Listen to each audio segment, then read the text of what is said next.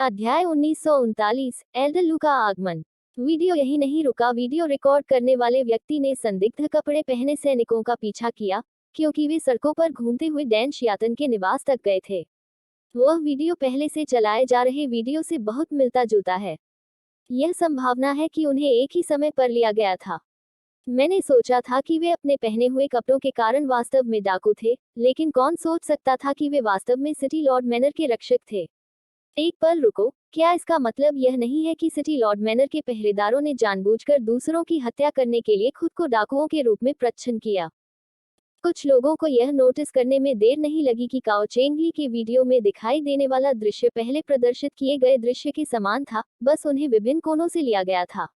Dress up के कारण उन्होंने सहज रूप से मान लिया कि वे काले वस्त्र वाले व्यक्ति डाकू थे, लेकिन यह सिर्फ एक आवरण निकला। वे वास्तव में सिटी लॉर्ड मैनर के रक्षक थे। गार्ड के डैन कबीले निवास में प्रवेश करने के तुरंत बाद वीडियो बंद हो गया। रिकॉर्ड क्रिस्टल को वापस अपनी मुट्ठी में लेते हुए काओ चेंगली ने जूचेन की ओर देखा और पूछा, आपको अपने लिए और क्या कहना है? आप, यह गड़ा हुआ सबूत है। सू चेन का चेहरा डर से पीला पड़ गया। उसने कभी नहीं सोचा था कि कोई उसका पीछा करेगा और इस दृश्य को रिकॉर्ड कर लेगा। गढ़े हुए सबूत? आप निश्चित रूप से ऐसे बोलते हैं जैसे कि इस तरह के सबूत गढ़ना इतना आसान है। आप हमारे लिए एक बनाने की कोशिश क्यों नहीं करते?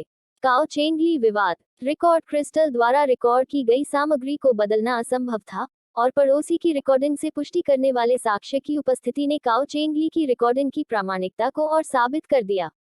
कृपया माई बॉक्सन ओवेल पर पढ़ें। मैं। सू चेन का चेहरा पीला पड़ गया और उसने एक कदम पीछे हटे। यह सब बकवास है। आप दूसरी युवा मालकिन से सगाई कर रहे हैं, और आप कितने प्रतिभाशाली हैं। हम आपको क्यों मारेंगे? क्या सिटी लॉर्ड मैनर के लिए इस तरह की कार्रवाई करना मूर्खता नहीं है? सू चेन का तर्क भी समझ में आता है। भीड़ ने जल्दी से अपना सिर डैन शियाओटियन की ओर मोड़ दिया। यह देखना चाहते थे कि वह खुद को कैसे समझाएगा। यह देखते हुए कि उन दोनों का एक दूसरे के साथ विवाह समझौता था, यह सिटी लॉर्ड मैनर के लिए एक आशीर्वाद होना चाहिए कि डैन शियाओटियन वास्तव में एक प्रतिभाशाली व्यक्ति थे। एक कदम पीछे हटते हुए, भले ही सुकिन और डैन शियाओटियन की एक दूसरे के साथ कुछ असहमति थी, वे बस अपने समझौते को रद्द कर सकते थे। क्या सिटी लॉर्ड मैनर को वास्तव में डैन शियातन को मारने की हद तक जाना पड़ा था? यह उन्हें बहुत तर्कसंगत नहीं लगा। तुम मुझसे पूछ रहे हो कि तुम मुझे क्यों मारना चाहते हो? ऐसा लगता है कि आपकी याददाश्त वास्तव में बहुत अच्छी नहीं है। हो सकता है कि यह आपकी यादों को थोड़ा सा संक्षिप्त करने में मदद करे। डैन शियाओटियन ने एक रिकॉर्ड क्रिस्टल भी निकाला और उसके भीतर संग्रहित वीडियो को चलाकर हंसा। तुम्हें पता है कि मैं यहाँ क्यों आ रहा हूँ, लेकिन व्यक्तिगत रूप से मेरा स्वागत करने के लिए बाहर आने के बजाय आपने शादी के समझौते को भेजने के लिए एक नीच नौकर को भेजा। क्या आपको लगता है कि इस मामले को इतनी आसानी से सुलझाया जा सकता है? वीडियो में जूकिन का रवैया ठंडा और अभिमानी था, मानो बादलों में उसका सिर हो। मैं तुमसे जो चाहता हूँ वह ज्यादा नहीं है। मैं चाहता हूँ कि आप पूरे शहर को यह घोषणा करें कि आप ही थे जिन्होंने अपनी मर्जी से शादी के समझौते से पीछे हटने का फैसला किया, क्योंकि आपको लगता है कि आप मेरे लायक नहीं हैं। मेरे पिता ने आखिरकार आपकी राय का सम्मान करने और शादी के समझौते को समाप्त करने का फैसला करने से पहले सावधानीपूर्वक विचार विमर्श की एक श्रृंखला के बाद मुझे केवल कागज की शीट देकर, क्या आप मुझसे सभी को यह बताने की उम्मीद कर रहे हैं कि मैं, जूकिन, आपसे शादी करने से इनकार कर रही हूँ? मैं रईस शहर लॉर्ड मैनर की प्रतिष्ठा पर इस तरह का धब्बा कैसे लगा सकता हूँ? ठीक है, यह बहुत आसान है। इन वर्षों में डैन कबीले ने काफी लोगों को नाराज किया है ना? आपको यह भी पता होना चाहिए कि अगर जूकिन के साथ आपकी सगाई के लिए नहीं, तो आपको पहले ही कई बार मरना चाहिए था। वीडियो में जूचेन ने जमकर ठहाके लगाए। आपकी मृत्यु से सिटी लॉर्ड मैनर की प्रतिष्ठा पर क्या प्रभाव पड़ेगा? मुझे देखने दो। हमारे नगर स्वामी आपके निधन के बारे में जानने के लिए क्रोधित होंगे, और वह आपके लिए सटीक प्रतिशोध के लिए पुरुषों को भेजेंगे। जहां तक दूसरी युवा मालकिन की बात है, वह लंबे समय तक गहरे दुख में रहेगी, और आखिरकार वह इस दुख की भूमि से प्रस्थान करने और आरोही बादल तलवार मंडप में जाने का फैसला करेगी। रिकॉर्ड क्रिस्टल ने जूचेन और जूकिन दोनों के अभिमानी रवैये को स्पष्ट रूप से प्रदर्शित किया, चाहे वह उनके शब्द हों, उनके भाव हों या उनके हाव भाव हों। यह पता चला कि वह सगाई को रद्द करना चाहती थी, लेकिन वह दूसरे पक्ष द्वारा उसे अस्वीकार करने से संतुष्ट नहीं थी। अपनी प्रतिष्ठा को बनाए रखने के लिए वह उसे मारने तक के लिए नीचे गिर जाती। वह कितना जहरीला दिल है। सिटी लॉर्ड मैनर की प्रतिष्ठा वर्षों से बनी हुई है, लेकिन किसने सोचा होगा कि वे सतह के नीचे इस तरह के घृणित कार्य करेंगे। कितना शर्मनाक। मैंने पहले कभी जुआनजियांग शहर का नागरिक होने के लिए इतना शर्मिंदा महसूस नहीं किया था। ऐसा कोई नहीं था जो वीडियो देखने के बाद समझ नहीं पा रहा था कि क्या हो रहा है। उनकी आंखें धीरे धीरे शत्रुतापूर्ण हो गईं क्योंकि उन्होंने जू चेन और जू किन की ओर अपनी नजरें घुमाई। वाह, एक पीले चेहरे के साथ जू किन को लगा जैसे उसकी ताकत उसके शरीर से कम हो गई है, जिससे वह जमीन पर ढेर हो गई है। उसने सोचा कि इसके बाद सब कुछ तय हो जाएगा। वह कचरे से मुक्त हो जाएगी और उसकी प्रतिष्ठा भी बढ़ जाएगी। लेकिन चीजें उस दिशा में समाप्त हो गईं जिसकी उसने उम्मीद नहीं की थी। उसने जो कुछ भी किया वह सार्वजनिक रूप से इतनी स्पष्ट रूप से उजागर हुआ। इस दिन से उसकी प्रतिष्ठा पूरी तरह से चकनाचूर हो जाएगी। हर कोई उसे केवल ठंडे दिल वाली महिला के रूप में याद करेगा जो ठंडे खून में अपने मंगेतर की हत्या करने के लिए डाकुओं के साथ मिलीभगत करेगी। उसके नाम की इतनी प्रतिष्ठा के साथ उससे शादी करने की हिम्मत कौन करेगा? अगर ऐसा मामला डैन शियाओटियन के साथ हो सकता है, तो वे कैसे गारंटी दे सकते हैं कि वे आगे नहीं होंगे? बकवास का एक गुच्छा। आज मैं आपको शहर लॉर्ड मैनर के बारे में झूठ करने की हिम्मत के लिए एक सबक सिखाऊंगा। डैन शियाओटियन और काओ चेंगली पर अचानक आरोप लगाते हुए जू चेन ने जोर से दहाड़ लगाई। हवा के एक शक्तिशाली झोंके के साथ उसकी हथेली प्रभावशाली शक्ति के साथ आगे बढ़ी। जो कुछ भी हुआ था उसके बाद जू चेन को पता था कि उसे घेर लिया गया है। ऐसे में सबसे अच्छा काम जो वह कर सकता था वह था डैन शियातन और काओ चेंगली को चुप कराना। उनकी मृत्यु के बाद ही वह स्थिति को उबारने में सक्षम होंगे।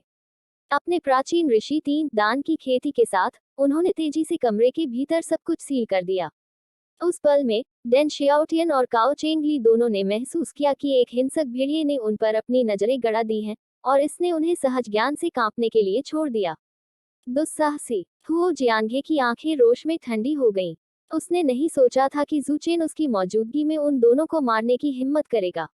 ऐसा लग रहा था कि दूसरा पक्ष वास्तव में उसे नीचा दिखा रहा है। हुओ जियांगे ने जू चेन को रोकने के इरादे से तुरंत अपनी तलवार पकड़ ली, लेकिन अगले ही पल उसने महसूस किया कि एक हथेली उसके हाथों को नीचे धकेल रही है, जिससे वह अपनी तलवार खोल नहीं पा रहा है।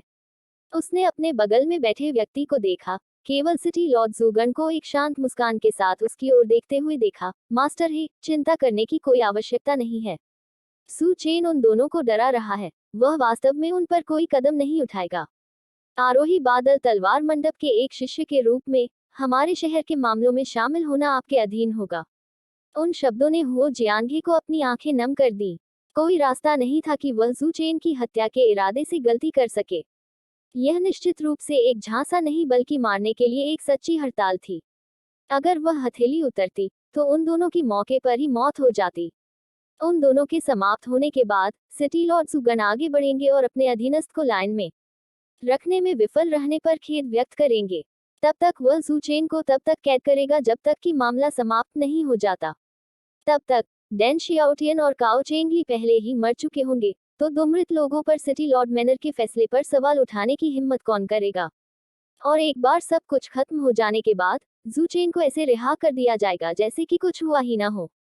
नहीं, जू चेन की विनाशकारी हथेली की हड़ताल के सामने काओ चेंगली का चेहरा पीला पड़ गया था और उसके माथे से पसीना धुल गया था। वह केवल उस रहस्यमय पुस्तक के आदेश के तहत डैन शियाओटियन की शिकायतों के निवारण के लिए आया था। उसका यहाँ अपना जीवन खोने का कोई इरादा नहीं था। जैसे ही उसने सोचा कि उसके भाग्य पर मुहर लगा दी गई है, उसके रास्ते में आने वाली प्रबल गति अचानक बिना किसी निशान के समाप्त हो गई।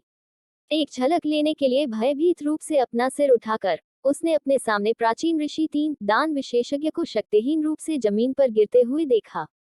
चिंतित काओ चेंगली युद्ध से जू चेन के पास पहुंचा, केवल उसके माथे से सिर के पिछले हिस्से तक एक छोटा सा छेदन देखने के लिए। उसने ध्यान से जू चेन के नथुने के सामने अपनी उंगलियां रखी, केवल यह महसूस करने के लिए कि बाद वाले ने पहले ही अंतिम सांस ली थी। उसकी उंगलियां तुरंत झटके से पीछे हट गईं। हत्या के हथियार की तलाश शुरू करने से पहले वह एक पल के लिए चकित रह गया था। हालांकि केवल एक चीज जो उसे मिली वह थी घास का एक रहस्यमय डंठल जो जमीन में दबा हुआ था। घास के डंठल पर भूरे रंग के पदार्थ के निशान थे। जैसा कि यह अविश्वसनीय लग सकता है, ऐसा लग रहा था कि यह वह हथियार था जिसने ज़ुचेन को उसके जीवन से लूट लिया था। एक प्राचीन ऋषि 3 दान किसान के सिर के माध्यम से घास की एक पतली डंठल को छेदने के लिए। इस तरह की उपलब्धि हासिल करने के लिए कितना शक्तिशाली होना चाहिए। यह समझ के आसपास एक शक्तिशाली विशेषज्ञ था जो किसी भी क्षण अपनी जान ले सकता था, ने काओ चेंगली के दिमाग को अत्यधिक भय से भर दिया। डर के मारे उसका शरीर अकड़ गया, जरा भी हिलने डुलने की हिम्मत नहीं हुई। दूसरी ओर हु जियांग अपने पैरों पर खड़ा हो गया और उसने अविश्वास से दृश्य को देखा। वह सिटी लॉर्ड जूगन की तरह ही एक प्राचीन ऋषि 4 दान प्राथमिक स्तर के विशेषज्ञ थे, लेकिन उन्हें भी पता था कि वे ऐसा कुछ करने में असमर्थ होंगे। घास की मटमैली संरचना किसी को इसके माध्यम से महत्वपूर्ण ताकत लगाने या उसमें झेकी को डालने से रोकती है। फिर भी इसने वास्तव में एक प्राचीन ऋषि 3 दान की झेकी सुरक्षात्मक परत को तोड़ दिया और उसके सिर के माध्यम से छेद दिया। इससे भी महत्वपूर्ण बात यह है कि भले ही मामला उसकी आंखों के सामने हुआ था, लेकिन वह वास्तव में यह नहीं समझ पा रहा था कि अपराधी कौन था या घास कहां से आई थी। यह लगभग ऐसा था जैसे घास का डंठल कहीं से प्रकट हो गया हो। सिटी लॉर्ड जूगन हुओ जियांगे की तरह हैरान थे, और उन्होंने महसूस किया कि उनका शरीर बर्फीले ठंड में बदल रहा है। वह जानता था कि अगर वह ज़ुचेन की जगह होता, तो उस हड़ताल से उसका जीवन भी आसानी से समाप्त हो जाता। अदालत में केवल एक ही उपस्थित था जो आश्चर्यचकित नहीं था, वह संभवतः केवल डैन शियाओटियन था। उन्होंने राहत की सांस ली और सोचा, मेरे शिक्षक वास्तव में दुर्जेय हैं। वह जानता था कि उसका शिक्षक एक असाधारण कृषक है, लेकिन उसने नहीं सोचा था कि वह वास्तव में इतना शक्तिशाली होगा। अपने आंदोलन और विस्मय को दबाते हुए डैन शियाओटियन बोलना जारी रखने ही वाले थे कि उन्होंने सिटी लॉर्ड जूगान को अपने चेहरे पर एक क्रोधित भाव के साथ अपने पैरों पर उठते हुए देखा। सूचेन ने इस तरह के अत्याचार करने की हिम्मत कैसे की? यह सोचने के लिए कि मैंने उस पर भरोसा किया है और उसे सिटी लॉर्ड मैनर के मुख्य प्रशिक्षक के रूप में महत्वपूर्ण पद सौंपा है, मैं तब अंधा हो गया होगा। यह वास्तव में बहुत बड़ा अपमान है। ऐसी काली भेड़ों को मार देना चाहिए ताकि दूसरों को कड़ी चेतावनी दी जा सके। सुगान के अचानक फटने से डैन शियाओटियन स्तब्ध रह गए। क्या बाद वाला दावा कर रहा था कि उसने ज़ुचेन को मारा था? वह आदमी कितना बेशर्म हो सकता है। सियाओटियन, ज़ुचेन के जानबूझकर किए गए कार्यों के परिणामस्वरूप आपको जो पीड़ा हुई है, उसके लिए मैं क्षमा चाहता हूँ। यह सौभाग्य की बात है कि आप उसकी चाल को पूर्ववत करने के लिए काफी चतुर हैं, अन्यथा हमारे शहर लॉर्ड मैनर भी बदनाम हो जाते।